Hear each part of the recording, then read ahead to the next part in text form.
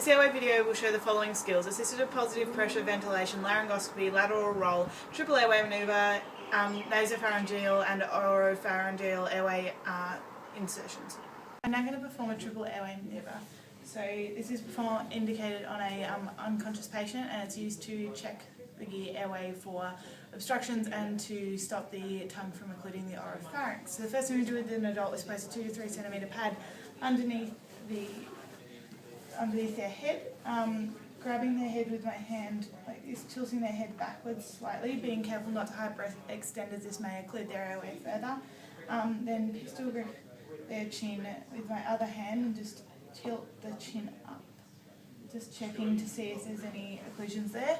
Then moving on to a jaw thrust, where I use my last 3 fingers on the angle of the jaw, index fingers on the mandible itself and thumbs up on the cheekbones, and then just pushing the chin down to try and stop their tongue from occluding and check that there's no obstructions.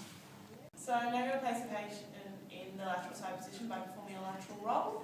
So the first thing we do is quickly just brush down the patient, just making sure there's nothing in their pockets, being careful not to pat as there could be needles and stick ourselves.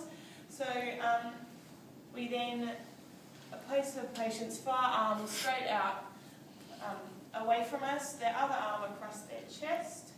We then bend their near leg at the knee, positioning myself in the middle of the patient. I grab their shoulder and their hip and roll them away from me. In grabbing their top leg, we make it into a right angle with their body so that they don't fall, extending their close arm out over here and just tilting their head up lightly just to promote drainage from the mouth. It's important to maintain the neutral alignment at the spine, ensure that the leg is at a right angle so that they don't fall onto their face. I'm going to perform a laryngoscopy on a patient. This is indicated on a patient that we believe is choked or has an airway obstruction that we can't visualise. It's contraindicated on a conscious patient. We don't perform this on a conscious patient. So the first thing we do is inspect the laryngoscope, inspect the blade, making sure the light bulb is definitely in place and is not going to fall out in the patient's throat and further occlude it. With my right hand, I'm gripping the patient's forehead, tilting his head backwards. Left hand is the laryngoscope going into the mouth on the right hand side, sweeping across to the left to stick in the molecular groove. Just checking the upper airway to make sure we can't see anything there. Then pushing forward and up to see the vocal cords and removing. If anything was witnessed, we would then grab the McGill's forceps and try and remove it out if it was above the vocal cords. If it's below, we don't perform or grab anything from there. With the laryngoscope, it's really important to push forward as you've got, once it's in the molecular grooves, not used like a hammer, as it can damage the vocal cords and throat and the patient's upper teeth. I'm now going to turn an OPA into the patient. This is an artificial airway which is indicated when a patient is unconscious. Helps to forwardly move the tongue off the back of the throat to stop it from occluding the airway. It is contraindicated for those with trismus or those with a gag reflex. It is measured from the corner of the mouth down to the angle of the mandible down here. If it is too big, it can cause damage. If too small, it can actually not lift the tongue off the back of the throat, so got to be careful that it's measured correctly. You insert it facing upwards into the roof of the mouth, sliding it in, halfway around, just rotating it 180 degrees till it slides into the back of the throat with the phalange sitting on top of the lips.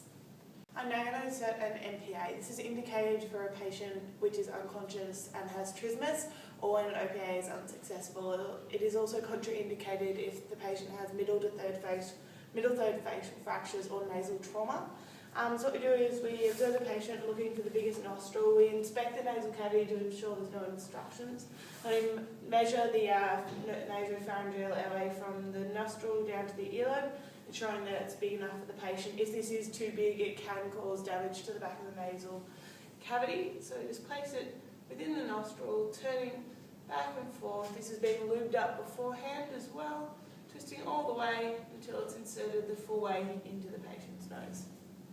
I'm now going to perform an A.P.P.V with a bag valve mask onto a patient. So the patient's been pre-prepared to go pad underneath their head and an OPA inserted When choosing a face mask, we must look that it covers the whole nose and the mouth.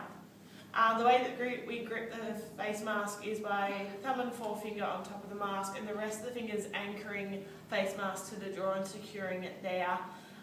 When ventilating a patient in this manner, we're looking to go to a rest rate, so ventilating them at around 12 breaths per minute. So for the next 15 seconds, I am going to perform 3 breaths, which we would then continue for the full minute to reach a total of 12.